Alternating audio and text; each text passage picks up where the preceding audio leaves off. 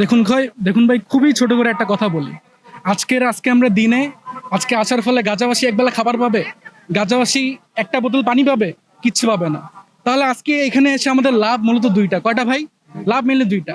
প্রথমত হচ্ছে, আজকে এইখানে যারা আছি, এখানে কোনো বিএনপি নাই, এখানে কোনো আওয়ামী লীগ নাই, এখানে কোনো এনসিপি নাই, এখানে কোনো জামাত নাই, এখানে কোনো পাবলিক নাই, এখানে কোনো নির্বাচনে নাই, দলমত নির্বিশেষে নাই। এখানে আমার হিন্দু বন্ধু আছে, এখানে আমার মুসলিম বন্ধু আছে, এখানে আমার খ্রিস্টান বন্ধু আছে। আজকে মানবতার জয় হয়েছে ভাই। আজকে আমরা আজকে আমাদের দিনটা পুরো বিশ্বের কাছে একটা আইডিয়াল হয়ে গেছে ভাই।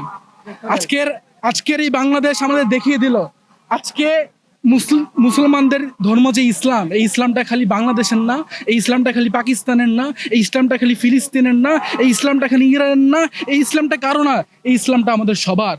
আজকে আমরা যেহেতু সবাই এই মুসলমানরা যেহেতু সবাই দলমত নির্বিশেষ ভুলে যেহেতু আমরা এখানে একত্রিত হইতে পারছি, এটা ইউএনের কাছে একটা বার্তা, এটা ইসরায়েলের কাছে একটা বার্তা, এটা হচ্ছে আমেরিকার কাছে একটা বার্তা।